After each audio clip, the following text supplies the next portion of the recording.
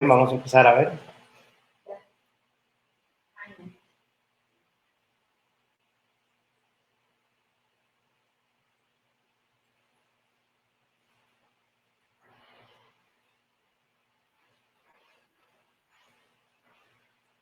Muy bien. Vamos a dar inicio. Esperamos que la gente se nos esté conectando en este momento. Vamos a transmitir en vivo. ¿Qué tal, amigos? Bienvenidos, muy buenas tardes. Bienvenidos a este programa Uno a Uno. Es un placer que nos estén acompañando nuevamente el día de hoy. Tenemos un super invitado, una gran persona, un gran profesional, en lo personal, bueno, amigo también, conocido de hace muchísimos años y un gran experto en comunicación. Tenemos de invitado hoy al señor Pablo Bulgarelli Mora, como les decía, experto en comunicación y mercadeo, periodista y socio fundador de la empresa Hace Prensa desde hace 20 años, ya 20 años en el mercado. Y pues es un honor para nosotros tener el día de hoy a don Pablo Bulgarelli. Entonces, le damos la bienvenida a don Pablo en este momento. Don Pablo, bienvenido, un gusto tenerlo por acá. ¿Qué hubo, David? ¿Qué tal? Más bien, muchas gracias a ustedes por haberme invitado. Aquí muy deseoso de que conversemos. Excelente, yo también. Y la gente que nos está siguiendo y que son ya fieles seguidores del programa, muy interesados en lo que vamos a hablar el día de hoy. Aprovecharnos de tu gran experiencia, de verdad que súper interesante. Vamos, dame un segundito aquí porque ya estamos conectados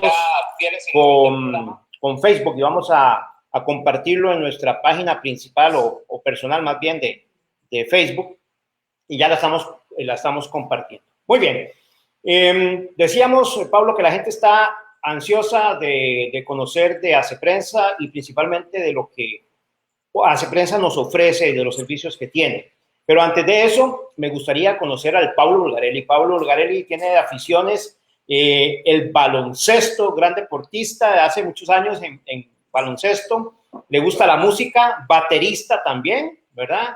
Y experto en asados, casi nada experto en asados argentinos. Yo llevo varios cursos, me consta que llevo varios cursos y me consta que hace unos asados riquísimos. Contanos un poquito de esas tres aficiones. Bueno, primero les voy a hacer la salvedad de que ando con una tosecilla y necia, así es que eventualmente me verán tomando agüita. A ver, pues sí, desde hace 30 y resto de años juego baloncesto. Me da mucho gusto saber que todavía a mis casi 49 años puedo ir a una cancha y hacerlo bien, por lo menos soportar las 2 horas de juego, ¿verdad? Intenso, aunque me hace mucha falta ahora con la cuarentena, ¿verdad? Claro. La música siempre ha sido parte de mi vida desde que era pequeño. Crecí escuchando a Elvis Presley con los discos de mi hermano mayor y así como otros cantantes y grupos de la época. Y siempre ha estado conmigo. La batería es una pasión. Lo que pasa es que es una pasión muy ruidosa, entonces cuesta mucho practicarla, ¿verdad? Pero sí, la batería es una pasión y pues ahí ha quedado un poco relegada, pero ahí pero sigue estando. Y de los asaditos son los asaditos. Nada como un asadito para celebrar o para no celebrar, o sea, una carnita ahí rica, carboncito y todo. Sí, el asado es otra pasión también. Qué rico, sí, definitivamente. Y eso, pues, une mucho. Y cuando se comparte en familia, también Pablo Bulgarelli casado y con dos hermosos hijos, dos grandes hijos que tiene, ya grandotes. ¿Hace cuánto, Pablo, casado? Acabamos de cumplir 20 años, 20 años. 20 años de matrimonio, sí, justo en febrero de este año. Este, Mi esposa Hazel no solo es mi esposa, sino que también es mi socia de negocios. Este, Obviamente mi amiga y sobre todo un gran apoyo, sobre todo en esos momentos complicados de la vida como este que estamos pasando, ¿verdad? Y sí, tengo 2 hijos, Piero que el sábado cumple 19 años, y Bruno que tiene 11, este, muy buenos muchachos los dos. carácter fuerte, bien plantados, pero me parece que hasta el momento hemos hecho un buen trabajo en la educación de esos dos chavalos. Excelente, muy bien, ¿no? Felicidades por esa hermosa familia y creo que el complemento de Hazel es súper importante en Hace Prensa, una gran profesional también, tengo el gusto de conocerla y mis respetos realmente para ese matrimonio, esa sociedad y esos amigos que son en una empresa consolidada desde hace 20 años. Y bueno, entremos en materia, don Pablo, nos gustaría hablar un poquito, obviamente, de cómo llega Pablo a Hace Prensa. ¿Qué hacía Pablo antes de Hace Prensa? Decíamos que sos periodista, trabajaste como periodista en la Prensa Libre, creo que en La Nación también, estuviste ahí varios años. ¿Cómo es ese proceso y qué hace Pablo o qué sucede para que Pablo empiece en Hace Prensa? Tengo que remontarme 20 años de historia. Bueno, efectivamente, trabajé como periodista en el periódico La República y en el periódico La Nación. Justamente estando en La Nación, conocí a Hazel.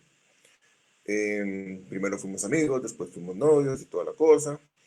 Llegó un momento en el que tomamos la decisión de dejar, digamos, el trabajo en el periódico por varias razones, pero entre esas, de hacer otras cosas, querer hacer otras cosas, buscar otros. Y entonces, entre 99 y 2000, nos tiramos al agua,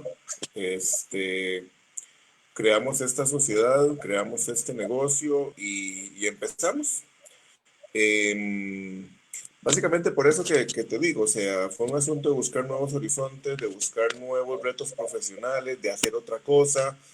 El trabajo del periodista es apasionante y es algo realmente que llena mucho, pero es muy demandante. Los periodistas siempre sabemos a qué hora llegamos, pero nunca sabemos a qué hora regresamos. A veces algunos no regresan incluso. Pero bueno, después de varios años de trabajar como periodista surgió la inquietud de hacer otras cosas y buscar nuevos horizontes y es entonces pues fundamos Hace Prensa hace 20 años. Empezamos haciendo lo que sabíamos hacer, que es básicamente manejo de prensa o relaciones con la prensa, que es algo que todavía obviamente hacemos. Y luego poco a poco nos fuimos especializando y buscando cómo ofrecer, digamos, otro tipo de servicios. Mi socia Hazel entonces sacó una maestría en administración de empresas con énfasis en mercadeo. Yo saqué mi maestría en comunicación y mercadeo. Y ahí fuimos entonces ampliando la gama de servicios y tratando de ofrecer otras cosas. Y bueno, 20 años después aquí estamos. En medio de estas circunstancias tan difíciles en las que nos tiene la cuarentena, pero aquí estamos y ha sido muy gratificante, ha sido muy enriquecedor, ha sido un aprendizaje constante. Uno aprende de todo, incluso aprender mucho, por ejemplo, de los clientes difíciles, de los clientes buenos, de los clientes muy exigentes, y todo eso nos ha permitido montones, me ha permitido a mí en lo personal crecer montones. Y de ahí, siempre deseoso de de aportar lo que nosotros sabemos para que el negocio de las empresas camine mejor. Muy bien, excelente, Pablo, muchísimas gracias.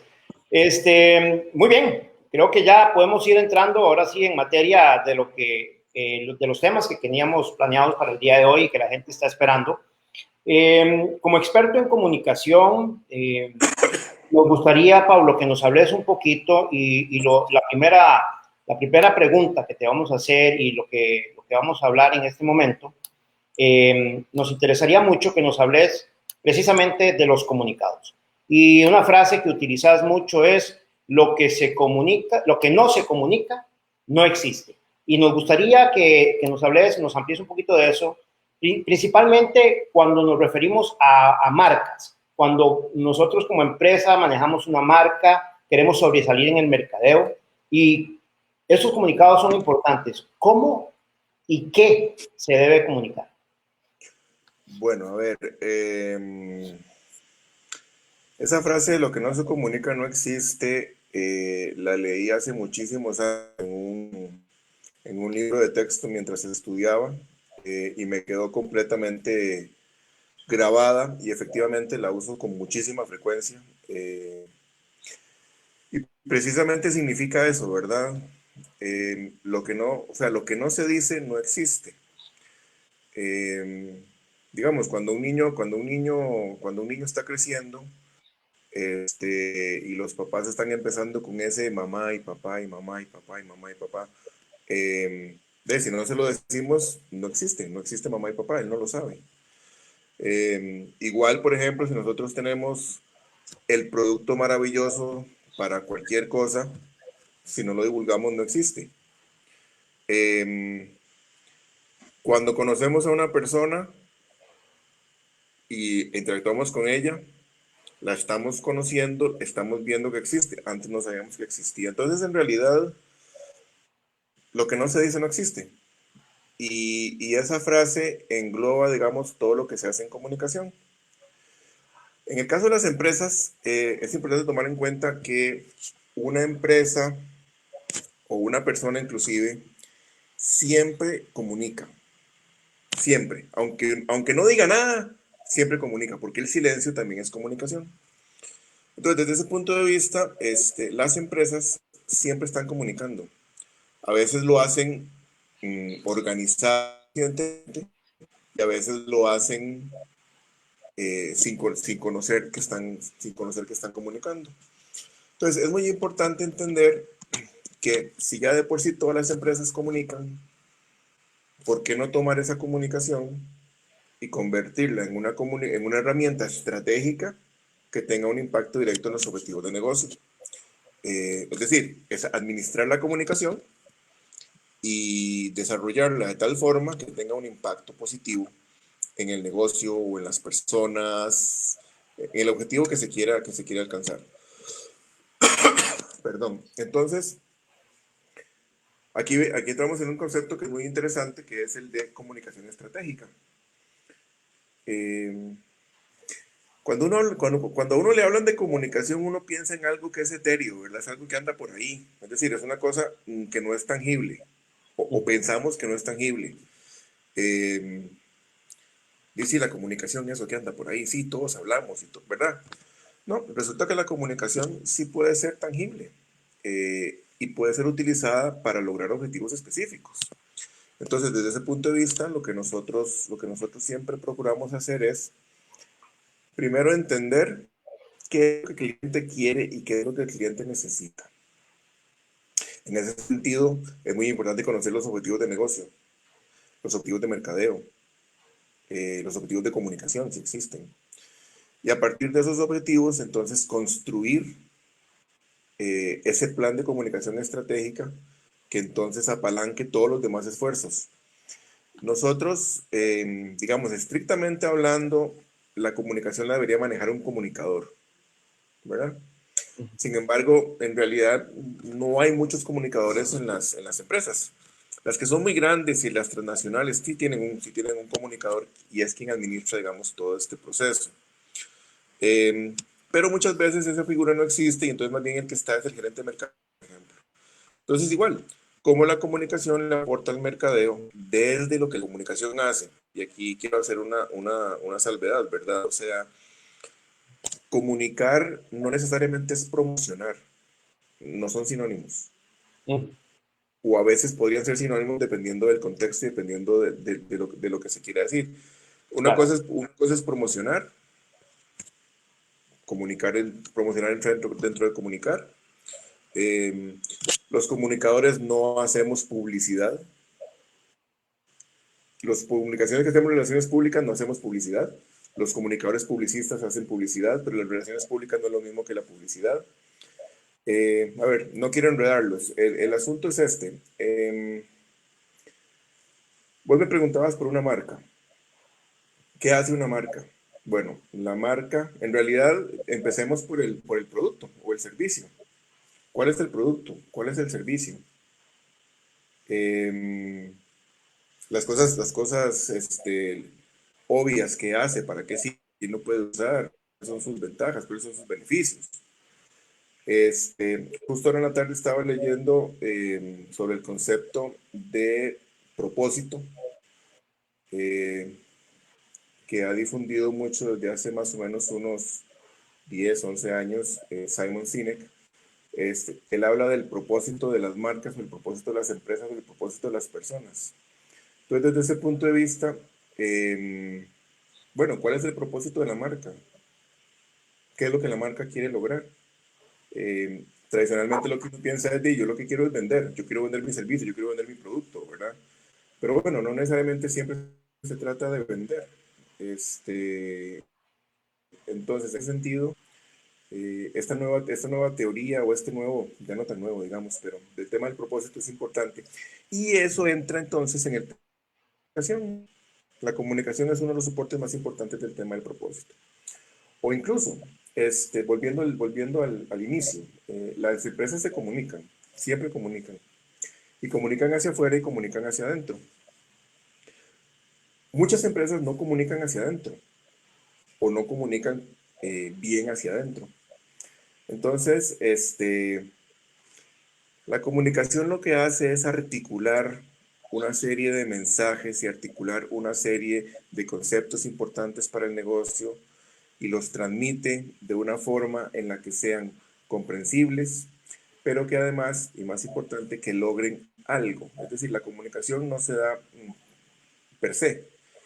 Y aquí me devuelvo a algo que nosotros conocimos desde la escuela, que es el famoso modelo de comunicación, ¿verdad? Donde hay un emisor, hay un mensaje, hay un canal, hay un receptor. Después aquí le agregó una curvita que va para abajo y se llama retroalimentación. Y entonces eso es lo que el emisor es una empresa o es un ejecutivo dentro de una empresa o es una marca o es un producto. Ese es el que va a transmitir el mensaje, el que quiere decir algo. Después está el mensaje, ¿qué es lo que quiero decir? Entonces están los mensajes publicitarios, por ejemplo, o están los mensajes de relaciones públicas, por ejemplo. Luego está el canal, es decir, cuál es el medio que voy a utilizar para enviar ese mensaje. Ahora, y más que todo ahora que estamos aquí todos en cuarentena, metidos en la casa, las plataformas digitales, si bien ya eran súper importantes, ahora son terriblemente más importantes. Claro. Es el canal. Luego está el receptor, ¿a quién le estamos hablando? Y en la parte de la recepción lo que vamos es, perdón, lo que vamos a ver es si lo que nosotros le estamos diciendo a ese receptor lo recibió como nosotros queríamos que lo recibiera y está actuando conforme. Entonces es muy interesante porque yo puedo pensar en que a lo interno, y voy a utilizar un ejemplo absolutamente actual, con esto de la pandemia y la cuarentena, la gran mayoría de las empresas no estaba preparada para lo que está sucediendo. Y por ejemplo, solo un aspecto que es primordial, que es el tema de mandar a su gente a trabajar desde la casa, era algo para lo cual no estaban preparados. Claro. Entonces aquí vienen un montón de temas logísticos y un montón de temas de procesos de la empresa y cosas que hay que trabajar, ¿verdad? Porque entonces ahora tenemos a la gente trabajando en casa. Entonces, la empresa entonces tiene que comunicar todos esos cambios. Vean, debido a eso los vamos a mandar a la casa, pero las reglas van a ser estas, estamos esperando esto, vamos a hacer esto, estamos haciendo, ¿verdad? Comunicar toda esa parte. Luego tenemos también otras empresas que en vista de la situación han dejado de hacer lo que hacían y se han puesto digamos, han dejado de fabricar lo que hacían y se han puesto ahora a fabricar suplementos médicos. Entonces están las empresas que dejaron de hacer ropa y están dedicados a hacer máscaras y a hacer la ropa para los profesionales de salud. Claro.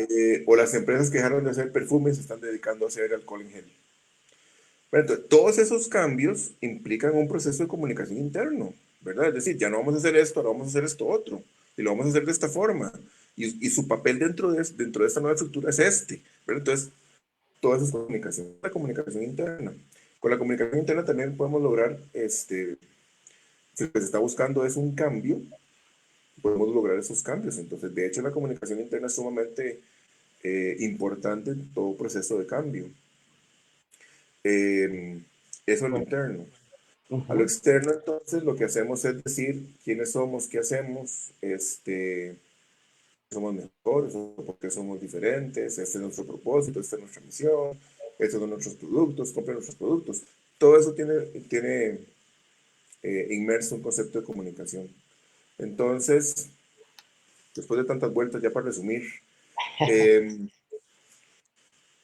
una empresa o una marca tiene que saber qué es lo que quiere decir, a quién se lo quiere decir y cómo se lo va a decir.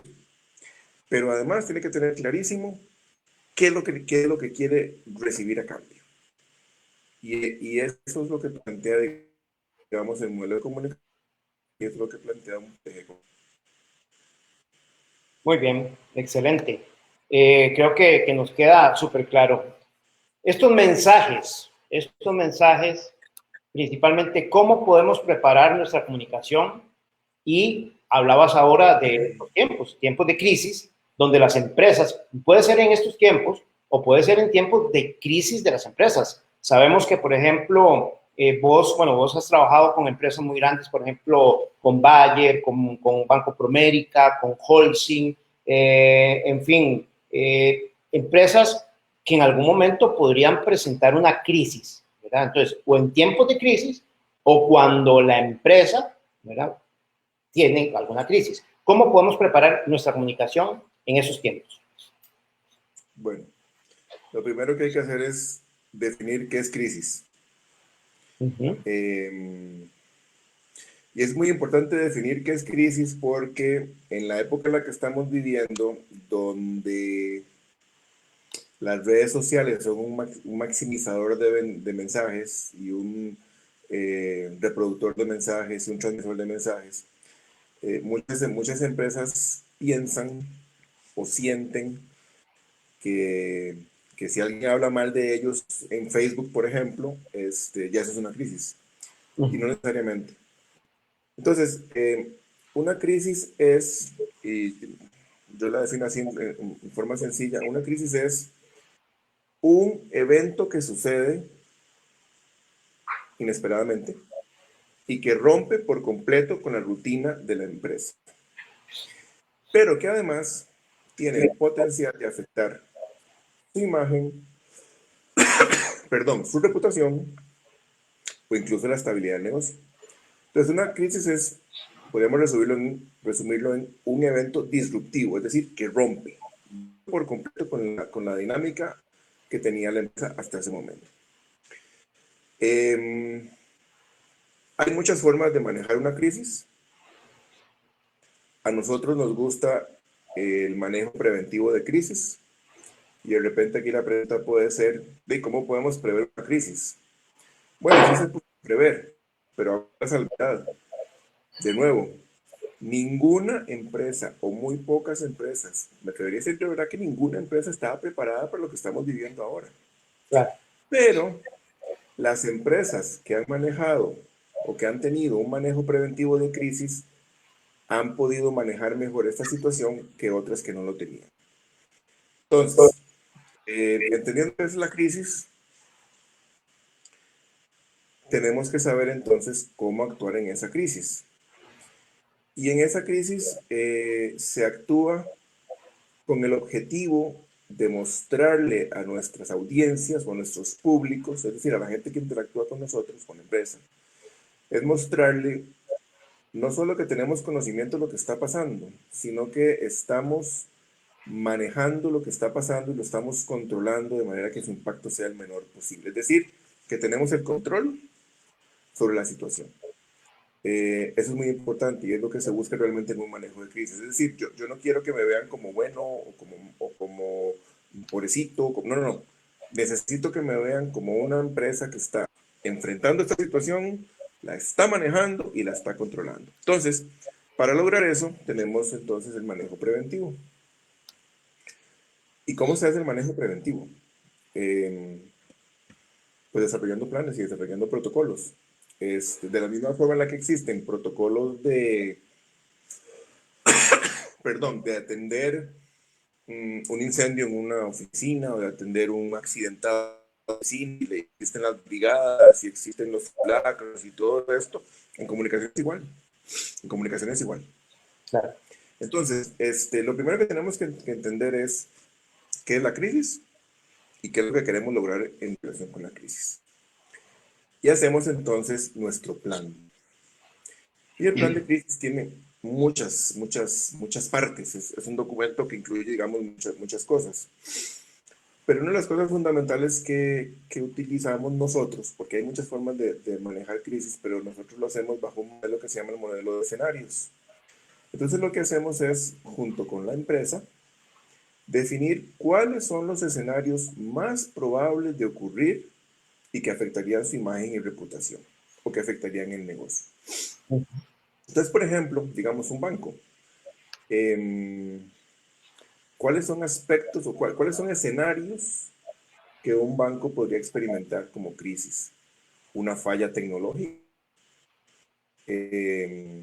No sé, de repente el software que administra los cajeros electrónicos falló una semana y durante una semana las personas no pudieron sacar plata, por ejemplo. Claro. Fallo tecnológico. Temas de liquidez. Rumores. Temas de seguridad. Si asaltaron una agencia, si secuestraron a un gerente. Todo ese tipo, digamos, como de sucesos. Y como esos hay una serie de escenarios que, por ejemplo, podría manejar un banco. Cada empresa tiene sus propios escenarios. Entonces, en conjunto con la empresa, lo que se debe hacer es, primero hacer lo que se llama un inventario de nuestras, no, llamémoslas, el inventario de situaciones que podrían afectarnos. Y ahí hacemos una lista grandísima en donde cabe absolutamente todo. Yo he hecho inventarios en los que de repente alguien dice, hey, un ataque terrorista. Bueno, un ataque terrorista. O sea, todo cabe. Después, teniendo esa lista ya validada y a todo el mundo de acuerdo, entonces empezamos a agrupar cosas similares. Entonces, por ejemplo, un hotel de repente tendrá entre sus escenarios de crisis un tema de medioambiental y de sostenibilidad. Entonces, perdón que te interrumpa ahí, Pablo. Me acuerdo de un caso de un restaurante que se intoxicó un montón de gente y salió en los medios. Era un montón de gente intoxicada y era un restaurante conocido. Y eso, para mí, eso fue una crisis en ese momento para esa empresa. Completamente. Entonces, un escenario básico para un restaurante es la posibilidad de una intoxicación. Es claro. Un escenario básico para un restaurante. Volviendo al ejemplo que estaba hablando, digamos, un hotel que está ubicado en una zona boscosa, por ejemplo, siempre va a tener el riesgo, digamos, de tener una crisis relacionada con temas ambientales, cómo vierten sus aguas, cómo si talaron o no talaron, si destruyeron el bosque, si no lo destruyeron, si están matando un montón de criaturas en sus hábitats, o sea, todos esos temas hay que manejarlos. Entonces, de nuevo, cada empresa tiene pues, hay que construir esos escenarios. Entonces, ahora sí, ya tenemos nuestro inventario de temas sensibles, son todos estos, son 10, son 20, son 100, son 500, son los que sean, ya tenemos nuestro listado, ya los fuimos agrupando, ya sabemos que estos son similares, que estos son similares, que estos son similares, entonces cuando tenemos esos similares les ponemos un nombre para clasificarlos. Entonces decimos, bueno, este es el escenario ambiental, ese es el escenario tecnológico, ese es el escenario de sucesos, y ahí vamos con todos los escenarios.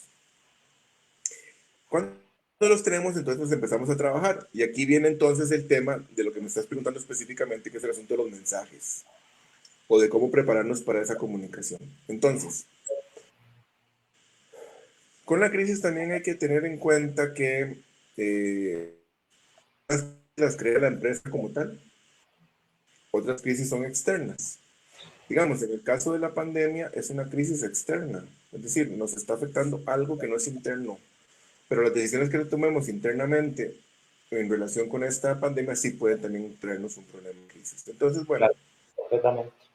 Tenemos esos escenarios definidos, entonces construimos ese documento y ahí, entre todo un montón de otras cosas, van a estar nuestros mensajes. ¿Qué es lo que queremos decir? Entonces, en relación con el escenario tecnológico, bueno, a ver, cojamos este ejemplo que me das del restaurante. Bueno, digamos que el restaurante tenía su escenario de intoxicaciones.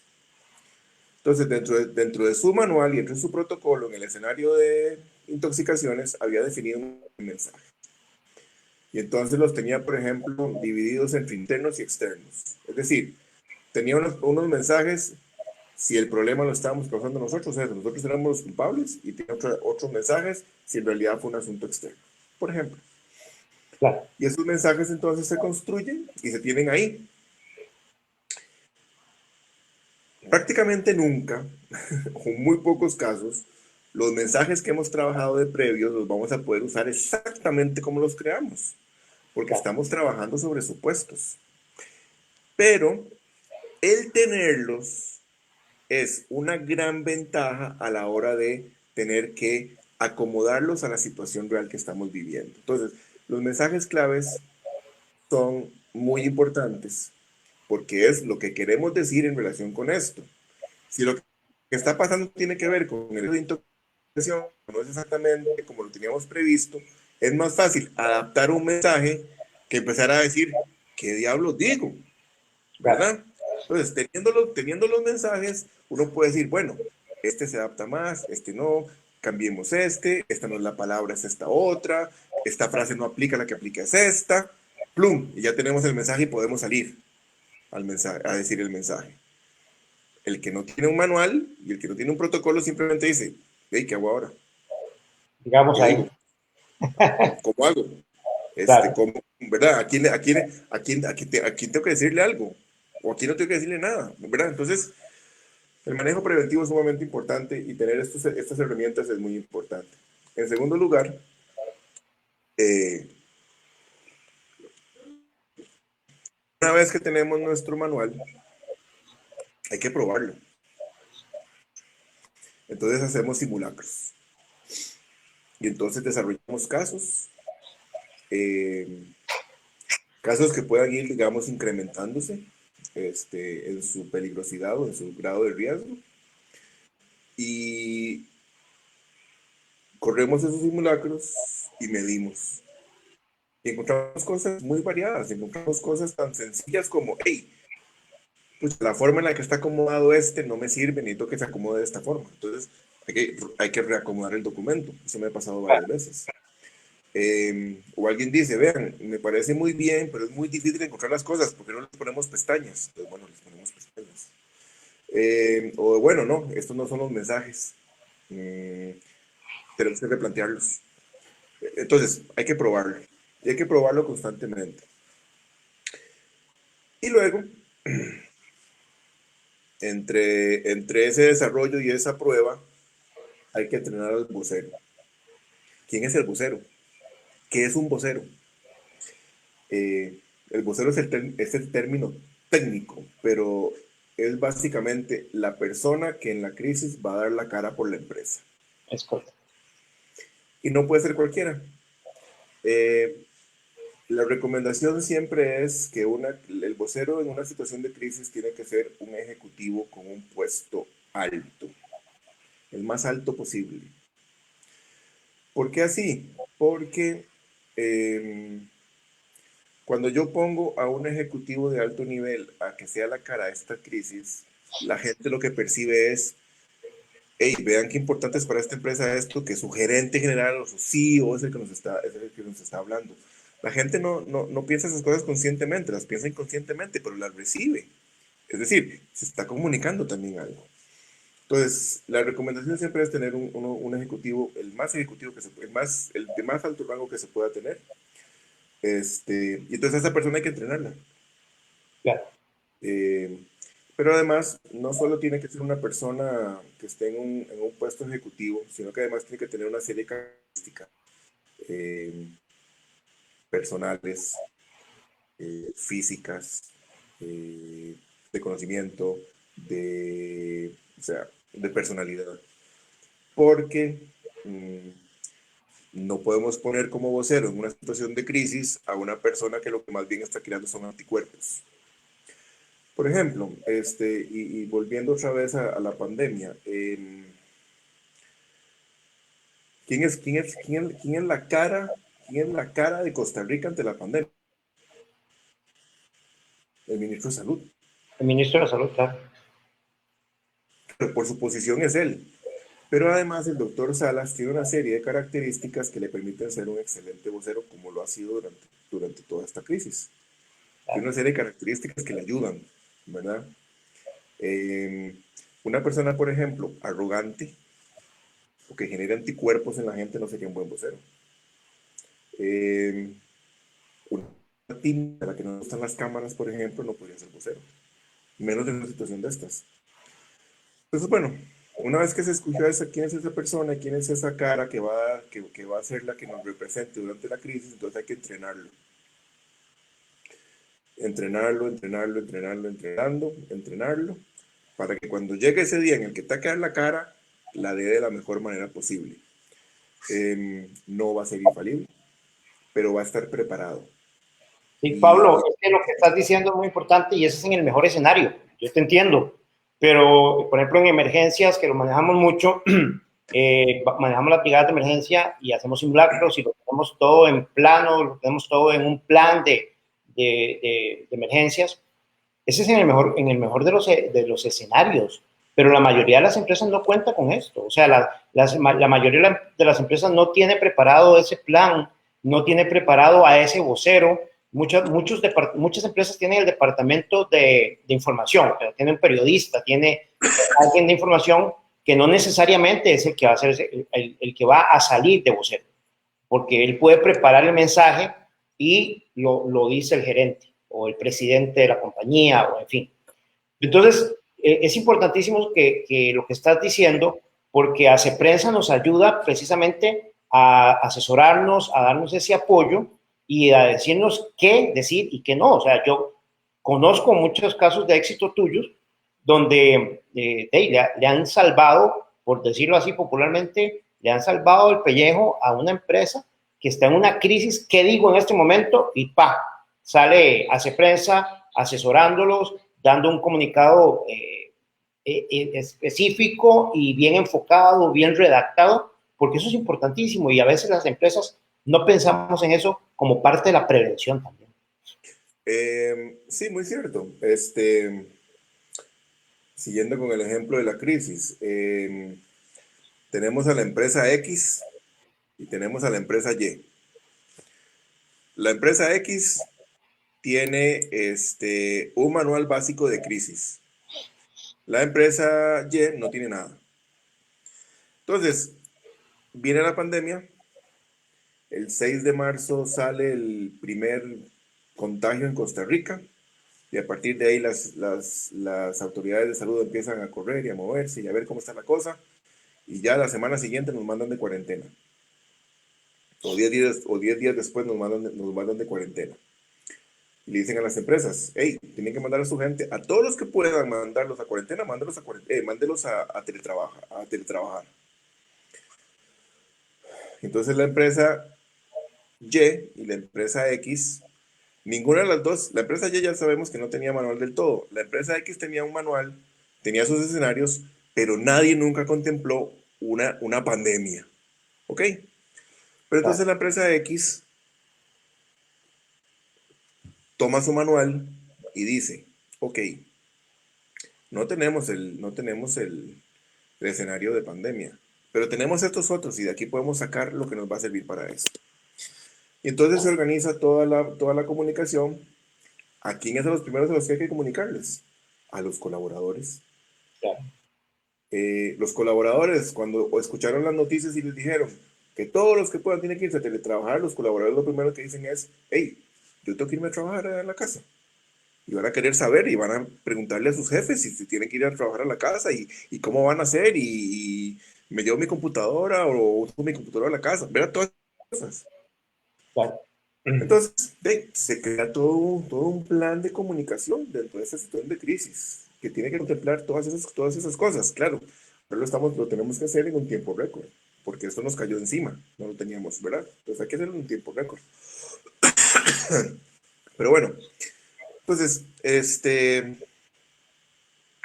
quien por lo menos ha escuchado hablar de crisis, es decir, la empresa que por lo menos ha escuchado hablar de crisis, que entiende que es una crisis y que al menos tiene un protocolo, lo más sencillo que sea, está mejor preparada que la que no lo tiene del todo.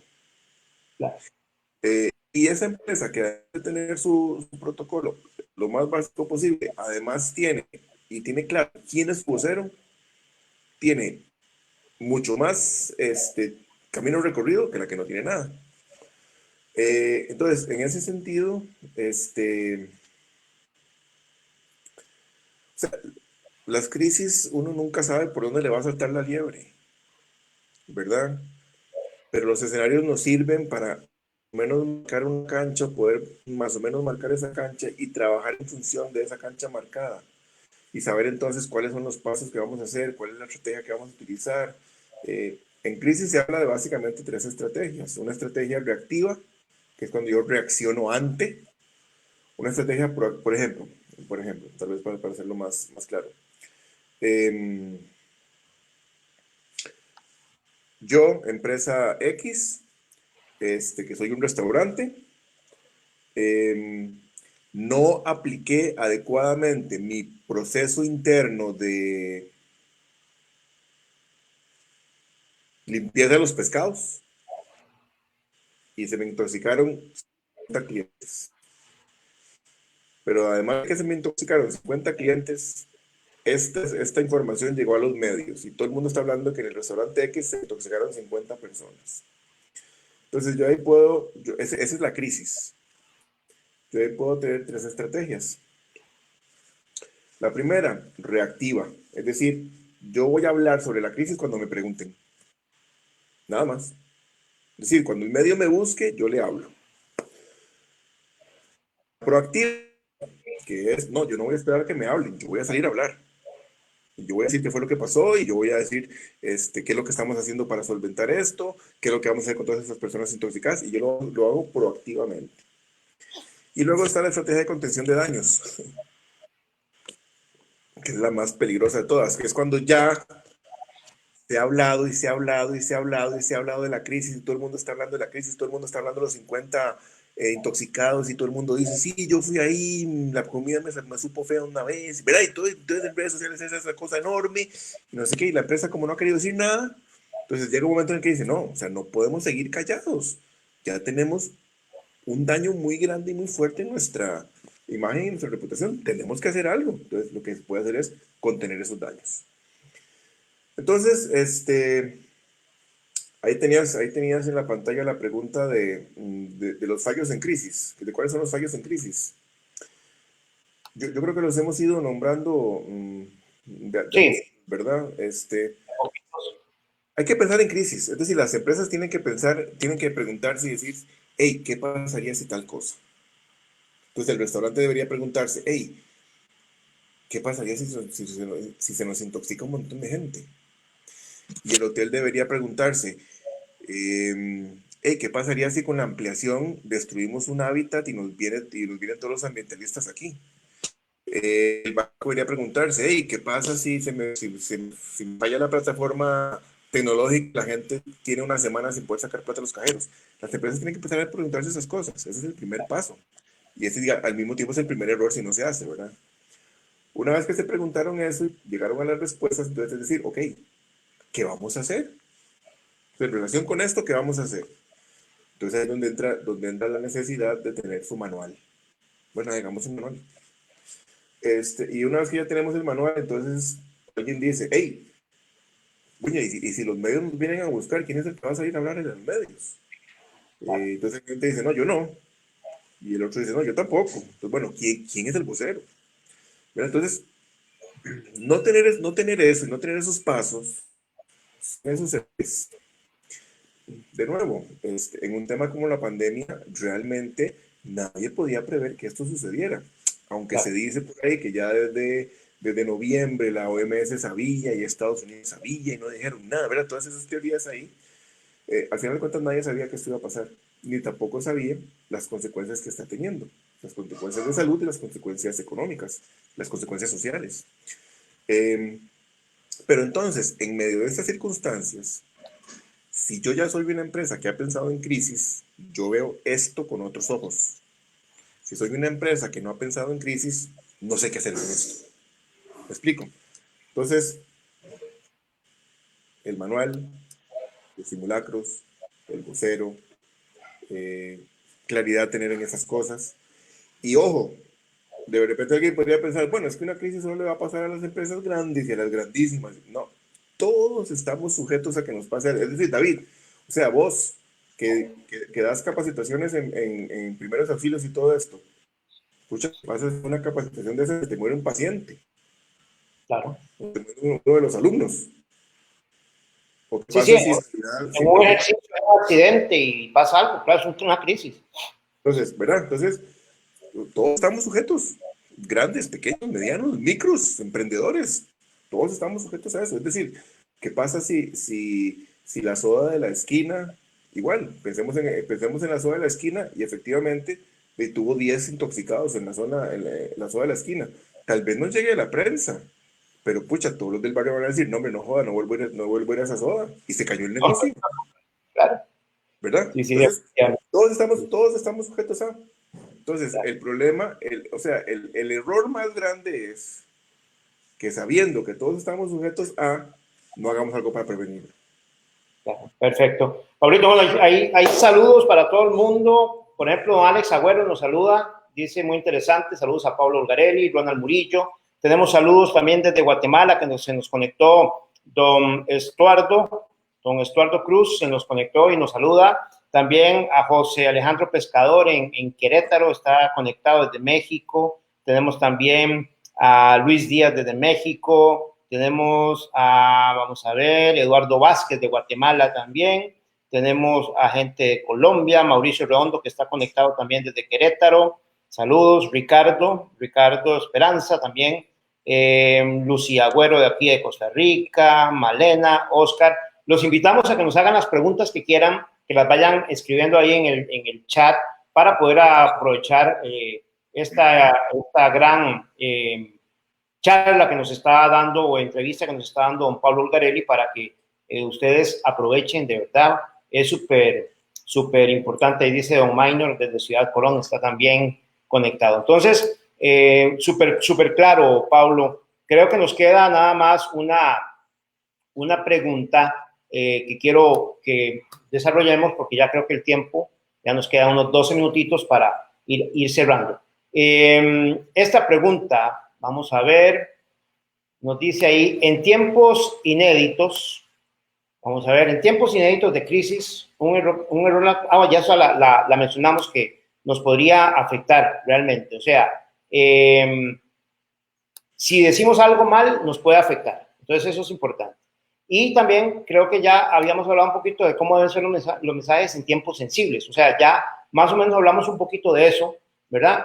Pero tienen que ser bien estructurados, bien planeados esos mensajes en esos tiempos sensibles. Sí, por supuesto, es decir, no se puede dejar nada al azar.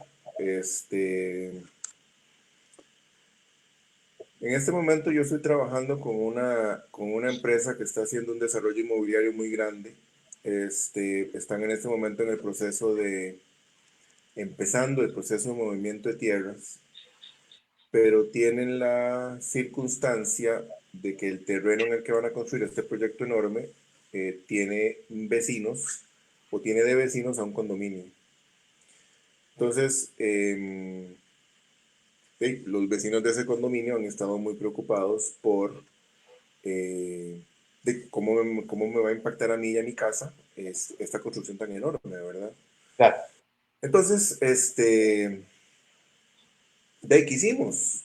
Pues lo que les he estado diciendo todo este rato, ¿verdad? Desarrollamos entonces el escenario y dijimos, bueno, para esta etapa, que es la etapa de movimiento de tierras, ¿qué puede pasar? Bueno, los vecinos pueden quejarse de un aumento en el polvo, por ejemplo.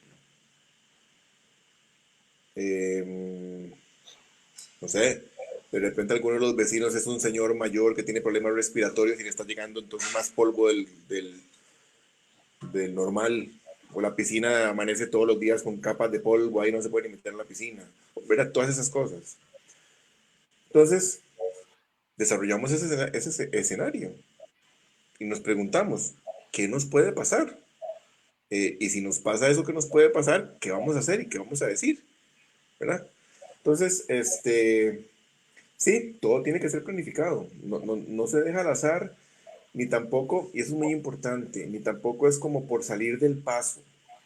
No, se trata realmente de documentos, de manuales, de protocolos que son robustos, que tratan de contemplar todo lo posible. Como les dije, en una sesión de listado del inventario de temas sensibles, alguien dijo, hay un ataque terrorista. Bueno, inventamos el ataque terrorista, ¿verdad? O sea, no se puede dejar nada por fuera. Y entonces, esto implica que hay tiempo para trabajar en esto, y hay que trabajarlo con tiempo. Entonces, en realidad, eh, mi mensaje final sería entonces para todos esos que están escuchando, que tienen sus empresas o que trabajan en una empresa o que tienen sus emprendimientos, háganse la pregunta. Bueno, de acuerdo con mi giro de negocio, de acuerdo con mi enfoque de negocio, ¿qué pasaría si tal cosa? ¿Qué pasaría si pierdo la plataforma tecnológica? Una cosa muy importante ahora, por ejemplo, todos estamos en la casa, o la mayoría de la gente está en la casa. Estamos trabajando desde la casa. En todo este periodo han aumentado los ataques de hackers. Entonces, por ejemplo, una empresa perfectamente podría decir, hey, ¿qué pasaría si un hacker se roba la información de mis clientes? Claro. Por ejemplo. ¿O qué pasaría si uno de mis colaboradores que está trabajando desde su casa, este, no tomó las medidas de siempre, se metió un virus y ese virus nos afectó toda la red, por ejemplo? Entonces, ese tipo de cosas. Entonces, sí, las empresas deberían preguntarse, ¿qué pasaría si? ¿Cómo nos afectaría esto? Eh, ¿Sería grande, sería mediana, sería pequeña? ¿Cómo quedaría nuestra reputación y nuestra imagen si esto sucediera y no lo manejáramos bien? Entonces, las empresas tienen que hacer sus Pablo, preguntas. ok, y hablando de imagen y reputación, y en esta pregunta, en tiempos sensibles, ¿los mensajes deben ser solo para vender o los mensajes deben ser para aportar, colaborar? Tiene que ser una mezcla de los dos, porque la gente en este momento quiere vender, pero nos podría afectar también el enfocarnos en solo vender, vender, vender sin dar un mensaje que agregue valor, un mensaje que pueda colaborar con algo. ¿Qué nos puedes decir de eso? O sea, en este momento en el que la cuarentena ha afectado muchísimos negocios, digamos que en el mejor de los casos son negocios que tal vez han perdido clientela, pero no han tenido que cerrar o no han quedado en bancarrota, digamos. La gente necesita vender, pero estamos en un momento en el que la otra gente no quiere comprar, Claro. porque la gente lo que está es preocupada por sus necesidades básicas. ¿Cómo voy a comprar la comida? ¿Verdad? ¿Cómo voy a pagar mis cuentas? Entonces, en realidad la gente, muchísima gente, tal vez la mayoría de la gente está preocupada en eso y no está preocupada en comprar, no sé, el último vestido o ¿verdad? Entonces, mi recomendación sería que utilicen la medida de 80-20. El 80-20 es 80% que agreguen valor y 20% mensajes promocionales o de ventas. Entonces, un negocio puede realmente desarrollar una estrategia de contenido para sus redes sociales, por ejemplo, y decir, bueno, que el 80% del contenido que voy a generar para mis redes sociales va a ser contenido que le agregue valor a las personas que me están viendo. Y el 20% van a ser entonces las promociones o van a ser los anuncios o lo que sea. Entonces, esa sería mi recomendación, ¿verdad? No estamos en un momento para vender agresivamente, ¿no? No estamos en ese momento. Incluso yo estoy convencido de que las empresas que se están viendo afectadas en esta situación, las que salgan bien de toda esta crisis, son las empresas que van a pensar antes en los demás que en vender. Entonces, ese es el otro mensaje. Dentro de ese 80% de contenido que agregue valor, también procuremos ayudar a otros. desde lo que nosotros hacemos o desde las habilidades que tenemos, tratemos de ayudar a otros. No sé, si lo que nosotros hacemos es sitios web, no sé, bueno, ofrezcámosle a alguien que le removamos su sitio y no le vamos a cobrar, ¿verdad? Claro. Es una época también para ayudar a los demás. Muy bien. Y Pablo, hace prensa, ¿a quiénes está buscando?